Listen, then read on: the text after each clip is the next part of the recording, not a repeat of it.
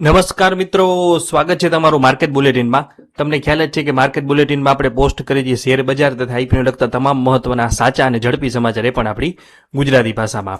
આજનો વિડીયો આપણે ક્લોઝિંગ બેલ જેવો બનાવ્યો છે, એટલે કે આજ બજારમાં ઘટાડો આવ્યો તેના વિશે બનાવ્યો છે, પણ તેની સાથે સારા સારા રિઝલ્ટ અને એક મહત્વના સમાચાર પણ આવ્યા છે, જે તમને ટાઇટલ જોઈને ખ્યાલ આવી ગયો છે, તેના વિશે આપણે બનાવ્યો છે। ચાલો વધુ વાત ન કરતા શરૂઆત કરીએ।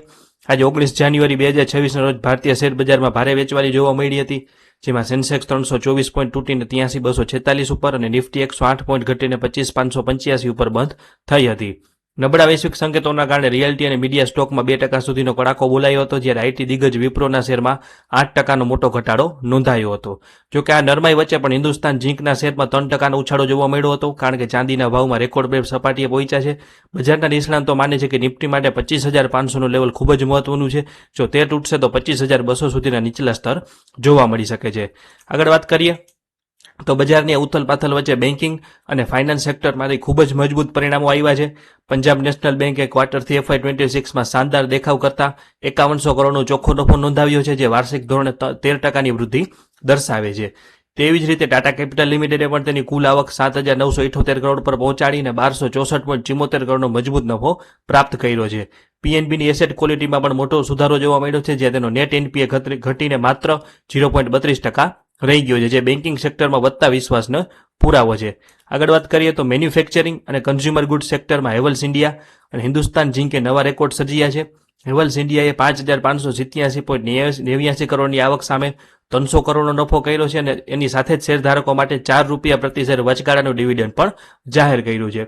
બીજી તરફ હિન્દુસ્તાન ઝીંકે 3,916 કરોડનો અત્યાર સુધીનો સૌથી વધુ ત્રિમાસિક નફો કરી અને બજારને ચોંકાવી દીધું છે। કંપનીના સિલ્વર ઉત્પાદનમાં 10%નો વધારો થયો છે, જે તેના કુલ નફામાં 44% જેટલો હિસ્સો ધરાવે છે, અને તેના કારણે જ કંપનીએ પ્રતિ શેર ₹10નું ડિવિડન્ડ જાહેર કરવાની સાથે ઐતિહાસિક આવક મેળવી છે। હવે મહત્વના સમાચાર આવી રહ્યા છે। માત્ર બિઝનેસ જ નહીં, પરંતુ ભારતની વિદેશ નીતિ અને આર્થિક સંબંધોમાં પણ એક નવો સુવર્ણયુગ શરૂ થઈ ગયો છે। યુએઈના રાષ્ટ્રપતિ શેખ મોહમ્મદ બિન ઝાયદનું ભારતના પ્રધાનમંત્રી નરેન્દ્ર મોદી દ્વારા ભવ્ય સ્વાગત કરવામાં આવ્યું છે।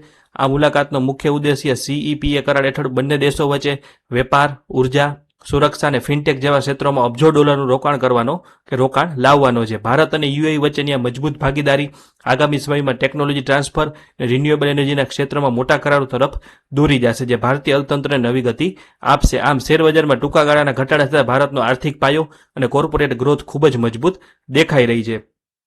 તો આ આજના બજારમાં જોવા મળેલો ઘટાડો એ માત્ર ટૂંકા ગાળાની વધઘટ હોઈ શકે, એફઆઈઆઈની વેચવાલીના કારણે હોઈ શકે, કારણ કે પીએનબી, ટાટા કેપિટલ અને હિન્દુસ્તાન ઝીંક જેવા કોર્પોરેટ દિગ્ગજોના પરિણામો ભારતીય અર્થતંત્રને આંતરિક મજબૂતીની સાક્ષી પૂરે છે।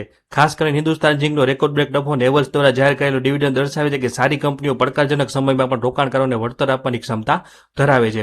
બીજી તરફ ભારત અને યુએઈ વચ્ચેના સંબંધોમાં જે નવો અધ્યાય શરૂ થયો છે, તે લાંબા ગાળે આપણા દેશ માટે વ્યાપાર અને રોકાણના નવા દ્વાર ખોલશે। તો બજારની દરેક નાની મોટી હિલચાલ અને આવા મહત્વના આર્થિક સમાચારથી માહિતગાર રહેવા માટે અમારી માર્કેટ બુલેટિન ચેનલ સાથે જોડાયેલા રહેજો, અને જો તમને આ વિશ્લેષણ ગમ્યું હોય તો વિડીયોને લાઇક કરો, તમારા મિત્રો સાથે શેર કરો, અને અમારી ચેનલને સબસ્ક્રાઇબ કરવાનું ભૂલતા નહીં। રોકાણ કરતા પહેલા તમારા નાણાકીય સલાહકારની મદદ જરૂર લેજો। મળી આવતા વિડીયોમાં, ત્યાં સુધી સાવચેત રહો અને સમજદારીપૂર્વક રોકાણ કરતા રહો। છતાં પણ આઈપીઓ બાબતે કે કોઈ પણ પ્રશ્ન હોય તો આપ કોમેન્ટ સેક્શનમાં પૂછી શકો છો। જોડાયેલા રહેજો માર્કેટ બુલેટિન સાથે। આભાર।